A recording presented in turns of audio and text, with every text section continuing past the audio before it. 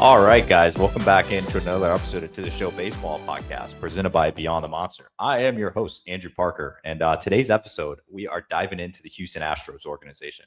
We have Parker Smith on, elite first name, who was drafted in 2024 by the Astros, and he is a hometown kid, grew up in Houston, went to Rice, got drafted by the Astros. He really did hit the trifecta, so we do kind of talk about that.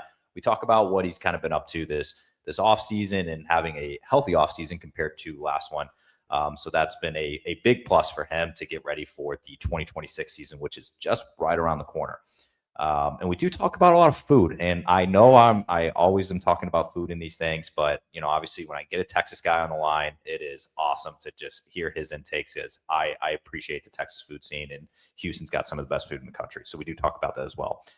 Before I do shoot to the interview, if you're watching me on YouTube right now, if you're listening on Spotify or Apple Podcasts, wherever it is that you are listening or watching, if you could just like and subscribe. I'm making a big push on the YouTube channel. It's brand new. It's got a little over 400 subscribers now. I'm trying to make a big push to 500, and we are getting close. So any subscribe is very much appreciated. But without further ado, let me shoot you on to the interview with Parker Smith.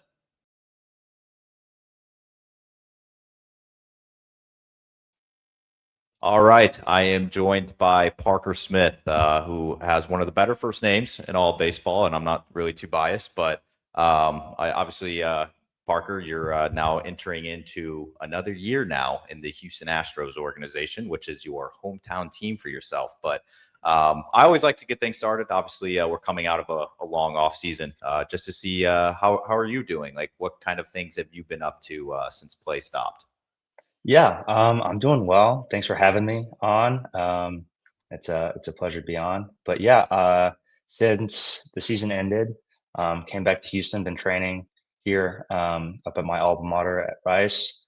I've also taken that opportunity to kind of knock out some classes, getting, you know, working towards my degree that I had to cut short after my junior year. So I've been doing that, now I'm a student or I'm just a student now. I'm a NARP this past fall.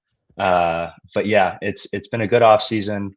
Um, you know, all my all my buddies around here are now working and everything, and so they're around and been doing that, going to football games and this and that. And so it's been a good off season for sure. What can I ask what the degree is? What's your degree going towards?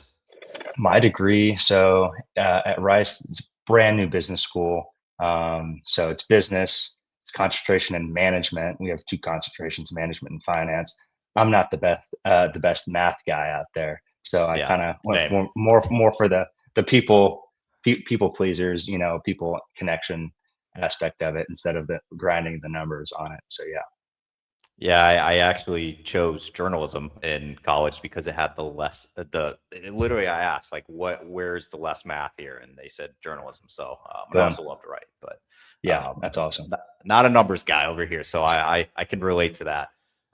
Is it weird being back home in the off season, and like you said, a lot of your friends now that you kind of grew up with and your group is they, like you said, they all are working, they have like day jobs, and I know you're working out during the day and things like that, but I've talked to so many guys and they're just like, man, it is still weird that like I go back home and like all my buddies are just working, like they have their jobs, and it's like I'm Yeah, not working right now. Is that a weird feeling? it is a little weird. I have kind of two sectors of it. Like some of my buddies are full time working, and some guys are doing like their masters, their fifth year. I have a lot of friends that go to A&M, and that's a hop, skip, and a jump away from Houston. So they're still kind of in school doing like they're doing like internships in Houston, and then they're going back to school in College Station. So I kind of see them, but yeah, it is weird. You can't just call them up. Hey, what are you doing? At 2 or 3 o'clock when you get done with everything during the day, you gotta, kind of just sit there and figure stuff out on your own. But yeah, Yeah, I do feel like that's a little interesting for yourself because obviously your day job is your entire summer and everything, and you're gone doing your thing. But I and that kind of leads me to where I'd like to begin. And obviously you are coming off of your first full pro season, and and obviously you had some successes. I'm sure you had a lot of challenges you had to get through as well. Looking back at the year now that you've had some time to kind of decompress and really like take in what you went through last year, how would you describe how you did in your first full Mhm. season? Well, my season kind of, I wouldn't say got off to a hot start. In November of 2024, I ended up having back surgery to repair a slip disc in my back. Um, so that was kind of unfortunate, not the start of a professional career that you kind of wanted. And so I reported the first week of January to rehab in West Palm Beach. So I was there. So from surgery to getting released, going out to an affiliate was around 8 months. I was in Florida for from January to June, um, and so there was a build up.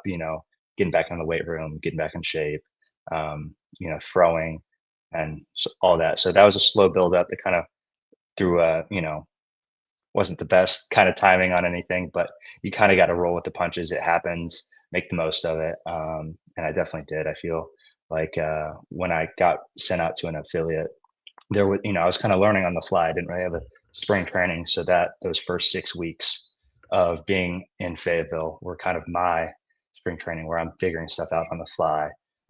With, it's I did throw an FCL, so but the caliber isn't necessarily the same in terms of hitters, and you're also learning and figuring out your body and everything on how that's coming off the surgery and everything. So it was not a challenge at first. It kind of took a little time to get used to, get back into the routine. Oh, this is pitching. I remember how to do this.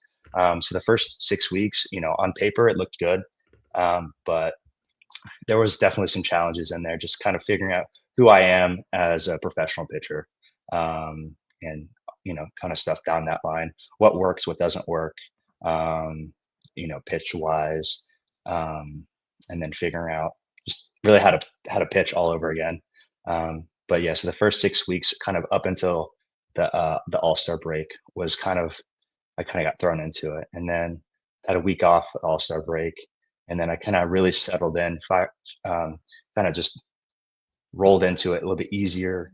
There wasn't as much pressure. I was like, I'm good, and then that's kind of where I started making some steps in the right direction, and seeing the results that I wanted for sure.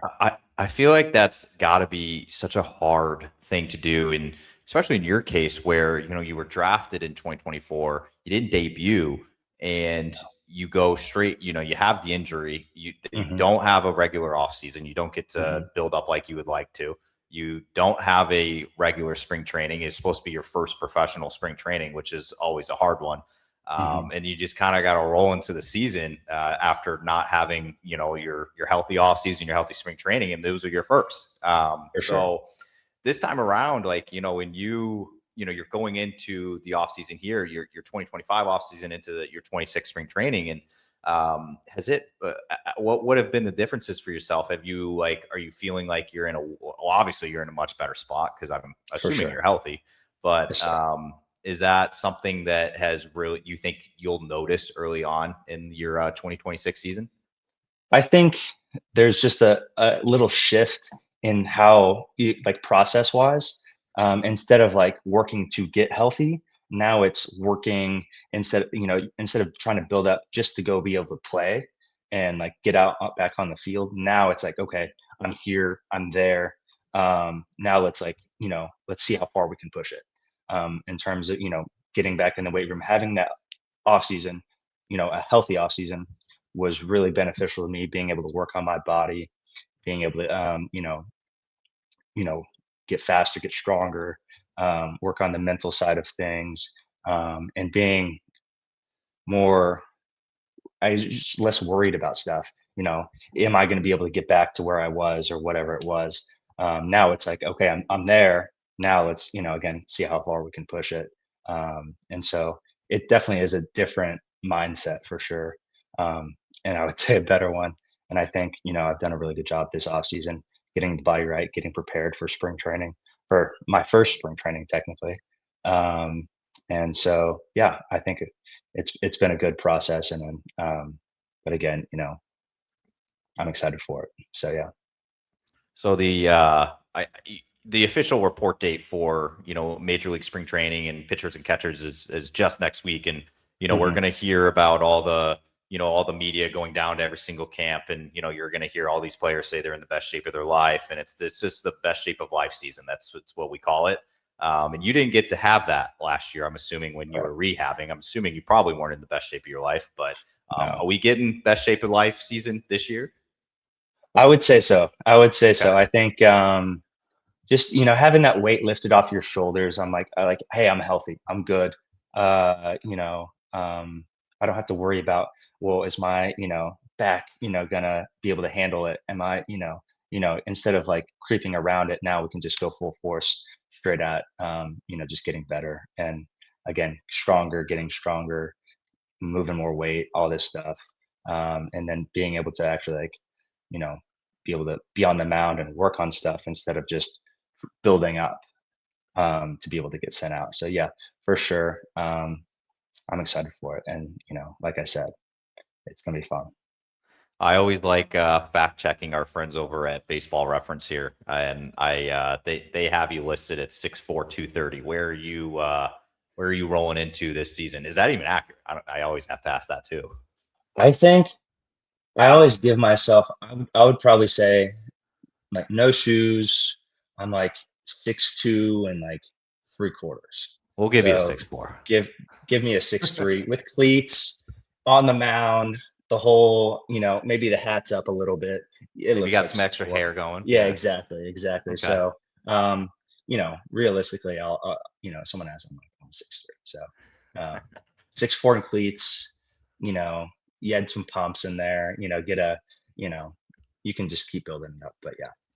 Okay. Yeah, I always like to ask that, mostly not because of the height things. Obviously, being 6'3", 6'4". I mean, whatever. Yeah. It's all kind of the same thing. But I think the weight thing is a big thing, and I'm hearing from a lot of guys that are showing up to camp, and a lot of the pitchers, especially, where I was just talking to a guy last week, and he was telling me like, hey, like I usually go into the season at like 230, but I'm trying to go into 250 because I'm going to lose some weight. And it's like, I want to be like strong throughout the year. So like, how are you kind of, sitting at these days, and where would you like your playing weight to be? Yeah, for sure. I think so. They got the 6'4", 230 from Rice, I would Okay. say. And I've sat around 230 for a good 3 or 4 years now.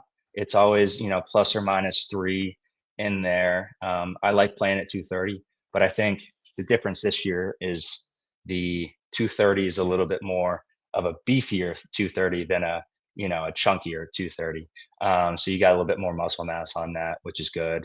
Again, paying off from the weight room. But for some reason, my body loves being right at 230, no matter what's going on, what the body composition says. So, which is good. So it's Yeah, it's it's not a bad that's thing. accurate. No, Yeah, it could definitely be a lot worse. for sure. And I know some guys obviously go into camp and they're like, "Hey, I'm at this way," and then a month later, it's they're like, "Well, I don't even know what happened. Like, lost all that. Like, it just something's happened." But with obviously, we've been talking about your healthy off season and just kind of having a little sense of normalcy going on Hmm. with your routines. What kind of things have you been able to work on from last year? Like, have you been tweaking the arsenal a little bit? Have you doing any velo programs? Like, what have you been up to? Yeah. So I think going at the end of last off season, or at the end of the season last year, we had our little game plan going into the off season. Hey, this is what we want. And I think the arsenal, everyone thinks that the arsenal is solid. I got a 5 pitch mix. Um, from a low 3/4 slot. I think the biggest thing is just the stuff gets better when you add velo to it, and so seeing how much we can push that. And so I'm really excited, kind of excited to see, with the work that I put in, what we're going to get out of that going forward. So if we can average a mile an hour more, everything else plays a little bit, better. Um, and so yeah, that's really about it. You can tell me to pass, and you can gatekeep this if you want, and I'm Okay. totally okay with this. But where have you do you know where you've been sitting on indoor bullpens, things like that, velocity wise? Um, right now we're on like a kind of a tiered level. We have like velo thresholds, so we haven't hit the max peak intent yet. We're in the three of the third range of four right now. So I threw my first live outing last week in Florida at the camp that they were putting on out there. So I don't know. It was, and that was I think 91, 93. So I was comfortably sitting in there, kind of just easy. Um, so which is good, I guess. But we'll kind of see once we get into that 4-4 and into full blown games what that kind of looks like. Yeah, I apologize. I mean, obviously, as you know, I mean, if you're a social media guy or anything, that fans love velocity. Yeah, They're yeah. very, and I mean, it's for good reason. I mean, like you just mentioned, more velocity, more success. Just it's all hand in hand. So I always like to ask, and I know obviously you're not at a point where you're going 100% yet. So Mhm. I didn't want to like try to be like, hey, where you at? You're only at 92. Like, yikes! But no, we're good. Some guys are different. Some guys are out here hitting 100 in January, and I'm just like, I don't know how they're It doing must be that. nice, man. Congrats. Good stuff. Yeah. But yeah, everyone's kind of different. Everyone has a different buildup. Um, you know, Everyone kind of says once there's a batter on the box and fans in the seats, it's totally different. You got some adrenaline pumping. So, well, I'm looking forward to that and seeing where we're at. Yeah, not everybody's a freak, man. I mean, we saw. I was just scrolling social media the other day, and I saw Peyton Tolley throwing, a pin up at his place in Oklahoma that he works out, and he was already hitting like 98, and it's like, dude, it Well, is. Peyton Tolley is 6'6" and 260 pounds, 65, Yeah, 70 pounds. He is a freak as it gets. And yeah. once he stopped hitting, then he can fully, kind of like a Paul Skeens situation. Once he stopped hitting, he always jokes about, yeah, I saw, he's like, you're like, well, why'd you stop hitting? He's like, well, I couldn't get within a foot of the ball, whatever it is. I couldn't hit the ball. But, once he's fully focused on pitching. He is a Oh yeah. freak, and it's no, everything that he's done and has accomplished is just a testament to him. He's a great person, so and gone through a lot, so it's great for him. Oh yeah, no, definitely, and it's those now I'm starting to see, obviously with a guy like his story and getting drafted and Yeah. going through everything. Same with Dre Savage last year. You're starting to see more and more Hmm. of these guys, and they're awesome to see, but they are not normal. So No, it's not a no, normal thing what they're doing. no. And what's funny is I played with Peyton Tolley in summer ball the year after our freshman year for the Santa Barbara Foresters, and let's just say like he was a hitter and his BP was really impressive, and everyone and but I would, that guy's taken so many strides in the right direction and to be where he is today, and it's just awesome to see. Very, very impressive, man. It's they're also putting Oklahoma on the map. There are so many guys coming out They of are. Oklahoma. I don't Oh know if yeah. that's a bad thing for I know the Texas Oklahoma guys kind of have a little bit of rivalry, but um, We don't really pay attention to them. They're, yeah. have it, they'll have it, good for them. Tip your cap, but yeah, it's good. All right, good answer. I still rank Texas higher than Oklahoma on the talent level. I mean, All it's time. it's Well, you it's got to together. look at the all time, but you also got to think per capita or whatever it is. Yeah, So we'll that's see. fair. Yeah, Look at you being nice. I love it. But that I did want to ask as well. I know we kind of talked about it earlier, but yeah, it's something that I think is very unique. And you're a Houston guy. You went to Rice, which is also in Houston, and you got drafted by Houston. So it's like you yeah. kind of hit the trifecta there. I don't know how that happened because most guys are not ever really that lucky. No. Um, what has that been like, just being part of the hometown organization and being able to wear a Houston Astros uniform? Well, I mean, it's a dream come true. Coming around draft time, it was kind of a shot in the dark. I was like, you know, did not expect that to happen for them to be the first call that I got on draft day, at least that I know of from my agent. And so it was, an immediate yes. And I mean, a privilege to be able to to wear and to represent Houston, even more so. So I have a lot of pride with that, and being able to represent, being maybe 15 minutes away, growing up 15 minutes away from Minute Maid or Daikin or whatever you want to say. I'll say Minute Maid till the time I die. But it is really surreal, and definitely not taking this opportunity for granted for sure. I do, like I said, I feel like you got incredibly lucky. I'm assuming you were a massive Astros fan growing up, and I just had to take a peek at the year you were born. That's tough, but it's making me feel a lot older. But one of my favorite teams growing up that I first got to see was the 2005 Astros, and that was you were only 2, so I don't know if you really remember that. But No, I that don't team was remember it, but incredible. I mean, it was the 04, 05 teams were unreal. Bagwell was still there, Biggio was still there, and Killer now bees, it's even man. crazier. The killer beat Berkman was there. Berkman went to Rice. Berkman is currently on the coaching staff at Rice right now, so he's helping out and just being able to interact with Biggio and Bagwell. Um, you know, not at spring training and around is just I mean, it's surreal. It blows my mind. I would never in a million years have thought about it. And growing up, when I was before 2013, we're the Astros, and then going into the golden era and being able to, I went to my fair share of all the playoff games, and it's just really surreal to be able to one day potentially, step on that field and wear the jersey is going to be something that I'm very much looking forward to. Do you have any memories, or were you a little too young, of the center field hill with the pole and everything? Oh yeah, Tal's Hill. That's one I of my mean, I favorite remember things it. of all time. I remember it's phenomenal. I was at a game once, so there was a streaker, Oh, and okay. the streaker went, or not streaker, but he Yeah, yeah. wasn't Somebody naked ran or on the anything, field. but Yeah. just someone you know hightailed it out of there, and they went from like the third base. They ran past third base, straight shot to center field, went up on Tow's Hill, climbed over the fence, and then kept climbing and got out of there. And so that's what I remember of Tow's Hill.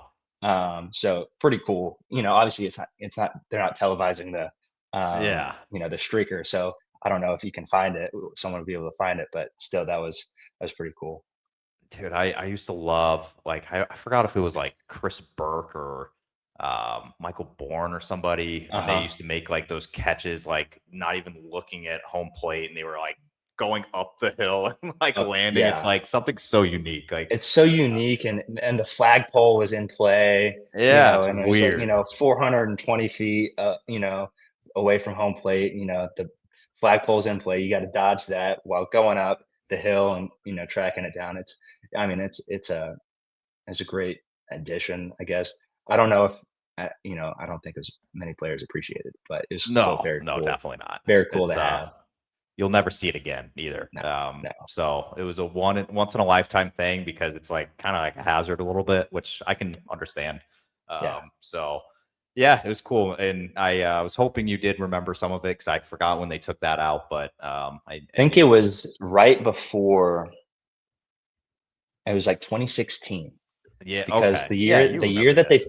the year that they took it out, the next year they had the batter's eye and it has the Astros and everything. And then during the 2017 playoffs, YouTube TV was coming out, and they bought the naming rights, I guess, during the World Series. So the YouTube TV was on the batter's eye. I remember for whatever reason I remember that, and so that was like the first year, and then the Astros won it that year. So maybe it was kind of a curse, Yeah, Telltale it was curse. lifted. Maybe I don't know. Yeah. But yeah, it was cool. Okay. Yeah, that's it's cool. Yeah, I saw the birth year, and I'm like, man, like this is tough, but because I was born in the '90s, so I do remember those Astros in the early 2000s quite well, and I loved watching them playing MVP baseball with the Killer Bees. Man, it was incredible. Oh But yeah, all right, I always like to. I know some of these questions are coming, so I apologize, but I do like to get to know some guys off the field a little bit. First time I let's ever do it. talked to you, and this is today.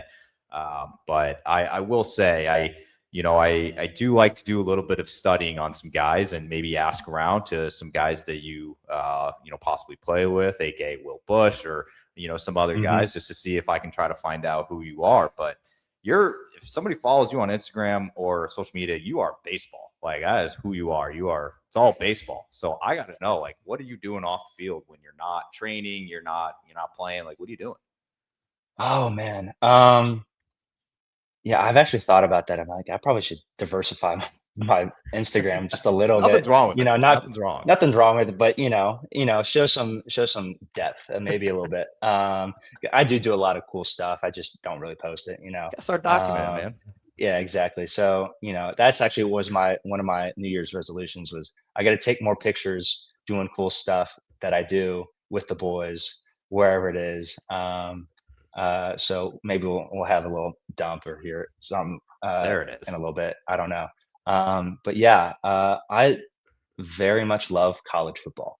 College Okay. football is, um, yeah, like anything college football. So I grew up a Texas Longhorn fan, Colt McCoy, Jordan Shipley, those years, Mac Brown wasn't really alive or don't remember Vince Young, obviously in the 2005, but grew up massive Texas Longhorn fans. My parents both went to Texas.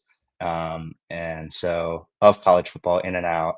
And I'm trying to like hit every single spot. So this Oh, year we went to um, Death Valley at LSU and watched good spot. the A&M LSU game with a couple of my buddies. I went to the Cotton Bowl and watched the Texas OU game, which was very fun. I was decked out in burnt orange and we're in the OU section, and they did not like me.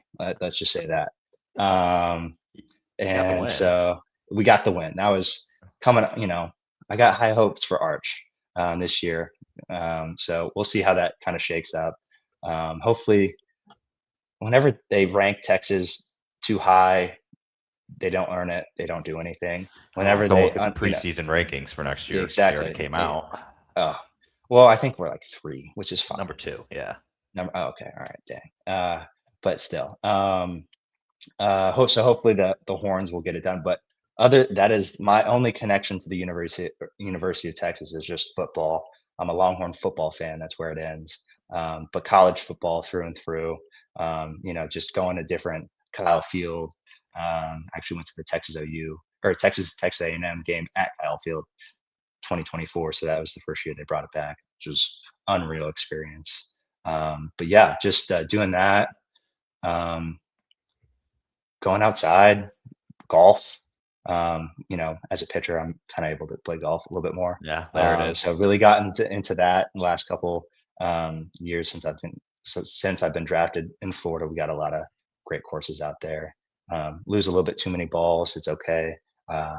So that's all I asked for Christmas was just golf balls. So We we've all already need them. gone. Yeah, exactly. So doing that. But I'm just, I'm simple. I don't really, I love exploring, going out and finding new places to eat wherever I'm at on the road, whether, trying to find a nice like breakfast spot or, find a nice, cool, easy morning coffee spot, breakfast before we, go to the field or whatever, in whatever spot we're going to. But yeah, I mean, that kind of sums it up. Kind of simple through and through. Okay. I was just looking something up because I wanted to follow up with this, and I was curious of you. How many SEC schools have you hit so far? Okay, let me see. So Texas, Texas A&M, um, Yeah, that was you in there. OU, LSU. I'm hoping. Oh my God, my dog's going nuts over there. And so that's what we hit this year. Um, I've been to. I got this. I mean, that's really about it. I'm not. Okay. I got to slowly start expanding outside of Texas. But anywhere in Texas, been to Baylor, been to Texas Tech, TCU, SMU. Um, all those good schools. So done all those. So I got to start expanding outside of Texas now. Okay. I'm gonna put something. You need to put something on your calendar for All right, let's do this it. next football season. My I'm very SEC biased because I went Okay. to an SEC school. SEC school. People still hate on us for it, but I am a University of Missouri guy, Okay. and Texas comes to Columbia, Missouri this November 7th this year, and Okay. I'm assuming Texas is going to have their way with Mizzou because we are not very good right now. So I feel like that might be a great game for you to go to. And Yeah, the that'd be people in fun. Columbia, That'd be so fun. nice. Yeah. Well, I think I have a couple teammates. Bryce Mayer is There he is, in the Mizzou guy. org, Yeah, Mizzou guy, right? So I have to go take a trip up there to Columbia and you see have to, Bryce. man. The That'd Midwest be people will treat you well. They'll be nice. They're not gonna be mean. They're not gonna, they'll be good people. I promise. okay. So. Okay. And the stadium is brand new. They just did like a Okay. huge renovation, so it's gonna be nice. I did see that. I think I don't know what game I was watching, but all the construction workers were all It watching the was game. bad. But yeah. Okay, so put that one as a maybe Awesome. next year. I Try to will. get up to I will. Columbia. Their brand new stadium should be okay. We have Ole Miss's old quarterback. Who knows if he's gonna be any good or not? But yeah, we'll see. But Awesome. all right, I know you know this question's coming, and I think it's a very important question because I think it says a lot about somebody. And I always love asking guys for the first time. You already know what's happening, so just give it to me. I need a Mount Rushmore here of your fast food chains, whether they're sit down or drive through, and Okay. they got to be like accessible, like a Yeah. little bit around the country. Okay. So what do you got? Your top Somewhat 4? well known, not just a mom and pop. I gotcha. Yeah, Okay. because those are cheat codes. Like those are going to be better. Well, I always die on this mountain. Oh no. Everyone hates on it, but Whataburger. Oh, Whataburger. that's not a Everyone's like, take. Whataburger is not it, and I'm like, Whataburger has everything that you possibly could need, You're hanging burgers, around we too many got California breakfast. guys. Yeah, that's probably what it is. Yeah. Breakfast, taquitos, are money. You get your Hub Chub, um, and then you can get anything anywhere in between. You can get a salad if you really want to. Uh, We're let's not see. healthy. I gotta go Chick-fil-A. I gotta go Chick-fil-A. I am a frequenter of Chick-fil-A. That's fair. I got way too many points on the app. I'm like a platinum member or whatever it is. Yeah. So Slight flex. I love it. then are we talking just any chain? Yeah, it can be sit down, it can be drive through, it can be anything. I mean, Canes. You got to throw Canes in there. Okay, 2 chickens. Caniac. I mean, that's kind of just what I frequent around here. On the road, you kind of have a little bit, when you're door dashing stuff to the hotel, you kind of get your pick of whatever it is. So, if they have Canes, I'll probably take a look at that depending on, I got to do a gut check before Oh yeah. because you'll be sweating grease out for a good little bit after that. Um, I don't know if I gotta say there's a chain in Texas and it's called Cabo Bob's. Never heard I of know it. they have it in Houston. I know they have it in Austin. I know they have it in Dallas. I don't know where else. Cabo Bob's, think Chipotle, but like gourmet Chipotle. They make the um, tortillas right in front of you. Like you order it. They have 4 different types of tortillas that you can get. Spicy cheddar, buttermilk. There's a cilantro one, lime and cilantro. They right there, bang on it, and it's just really fresh stuff. They're more burritos. They got tacos. They got this. They got that. Pretty much anything you want. But and then every single time you go, you get a punch card, and every 7th burrito that you buy is free.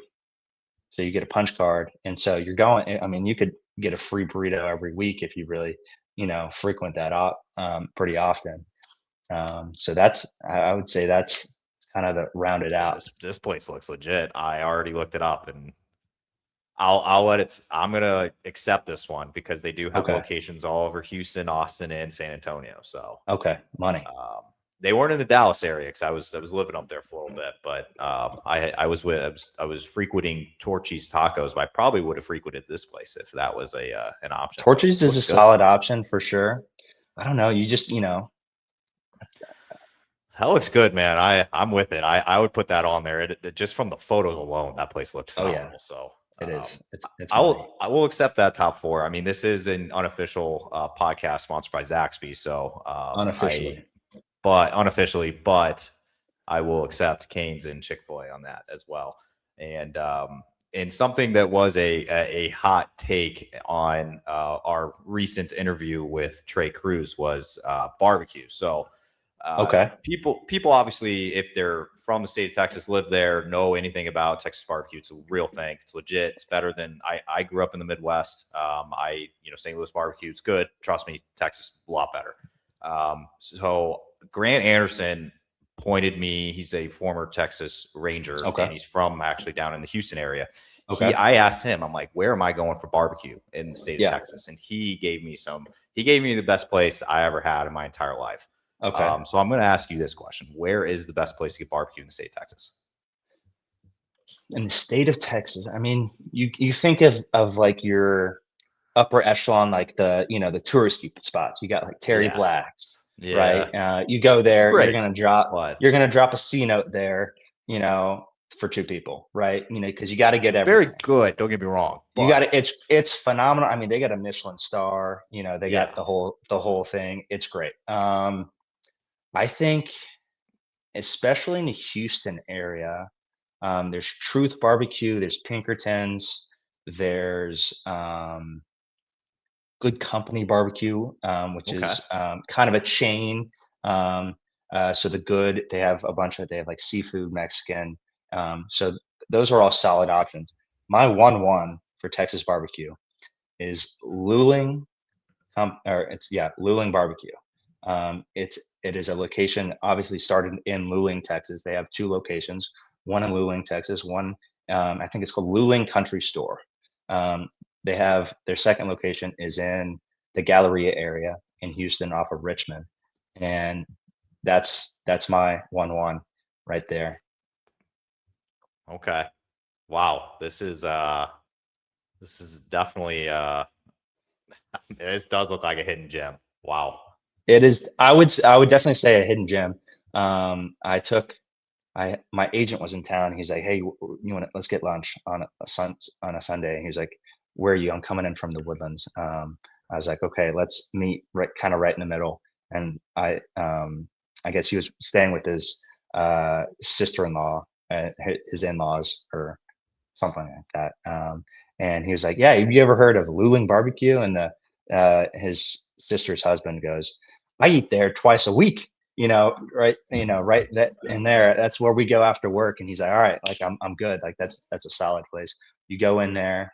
The owner actually went to Rice. He played basketball Oh, at Rice back in the day, and so they kind of had some Rice memorabilia. They got the in there, so they're repping the Owls in there. But I think it's the best barbecue sauce in okay. in Texas. Now, obviously, I'm biased, but I mean, I'm always down to try it, and I like having these in my tool belt, just in case I ever am maybe going down to Houston, surrounding love it. area, anything. Trying to go to any of the a Round Rock game, try to get down there, like whatever it is. I Hmm. like it because as of today, Hutchins Barbecue in Frisco, Texas, is by far the Okay. best I've ever had. But I'm willing to try that. So Okay. put I it to the have test. not been able to. I haven't. I got to do like a grand tour of barbecue in Texas. You just got to you do a whole week long road trip, just hitting every single spot. I don't It's know if gonna you get take burnt longer than out a or week, whatnot. man. Oh, well, you got to hit. Highlight, go week up, go north, and then hit them on the way down too. So Yeah, definitely in the Austin, Dallas area, I have not tried too yeah. many. Houston area, yeah, there's a lot of really solid spots.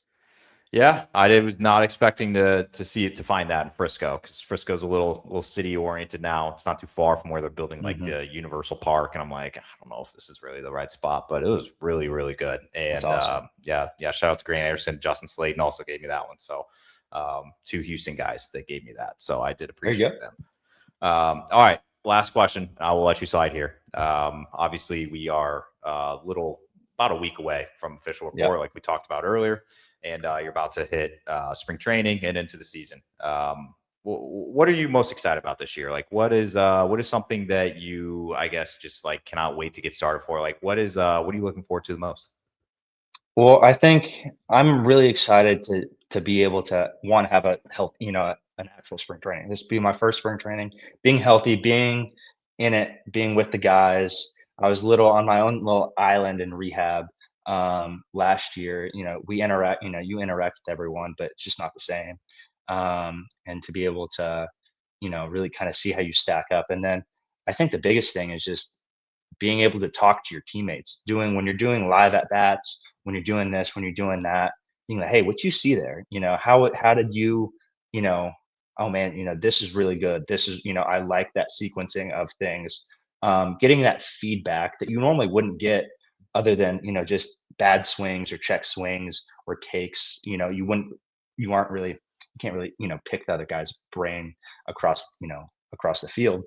So being able to do that, and again, just kind of having fun, just going out there and being loose and having fun, being where your feet are and just going out and playing the game that you love, um, is really going to be um, I'm looking forward to in this spring training. And I don't really care where how things shake down, where guys are sent and whatnot. That's out of my control. Just being able to control what I can control, do what I can, put the best foot forward, and show everyone what I can do, and be able to learn on the go. And as we're going throughout the season, that I'm really kind of looking forward to that. Yeah, you already have half the battle fought there by the phrase. I've heard literally that same phrase from about 6 or 7 guys in player development, a couple different orgs, where you got to be where your feet are. It's like that's not, you can't control where you're starting. When you Yeah. get promoted, you can perform on the field, but it's truly not up to you. So that's half the battle, man. Just be where your feet are, and I love that. Well, Parker, I do appreciate all the time, and I did tell Trey this, but next off season, us three might have to just do a food podcast in the off season, and I That'd feel be like good. we could talk for hours, man. Food reviews, going out, getting that Instagram, doing the whole thing, Yep. doing that would be phenomenal. I'll come down to Houston, man. That'd be great. I don't That'd be mind great. it. Oh man, I mean, I think Houston by far is the best food city. Obviously, you have like New York and Boston, but I feel like it's just so diverse. Yep. I have 3 or 4 Vietnamese spots that I go to. I got 3 or 4 Chinese spots that I go to. I got 3 or 4 sushi spots that I go to, and they're all great. And then there's more that you're like, oh my gosh, I've never heard of this. I'm gonna go check it out. You go to get some Indian food. You're like, I've never really had Indian food. This is great, and it's some hole in the wall, and or you go into some Mexican joint, down wherever. You're like, I don't really know what I'm getting myself into. Oh, but You it's go in, always and it amazing. is phenomenal. My dad always is very big on that. He's like taking us to the spots that no one would go, right? And he's like, you found it when you're the only English speaking, especially, Mexican restaurants or this, or that, when you got to Oh yeah. order in Spanish, you got to whip the Spanish out and try to order. That's where you found it. It's authentic and it's great. And Oh those are yeah. the places that you always look for. Yeah, no, I completely agree. I obviously am a little biased from living in the Boston area, but I do think that area and Houston can probably compete with each other on it. Oh yeah, But for sure. so next off season, maybe we don't even Let's talk do it. baseball. We're gonna do food, but We're doing food. We're doing food. all We right. might we might be we might have to watch the figure a little bit, but we'll do it. That'd be fun. Best shape of the live season's in trouble. Yes. Well, Yes. Parker, I do appreciate you hopping on, obviously doing this, and wishing you best of luck in 2026. But thank you again. Thank you very much for having me.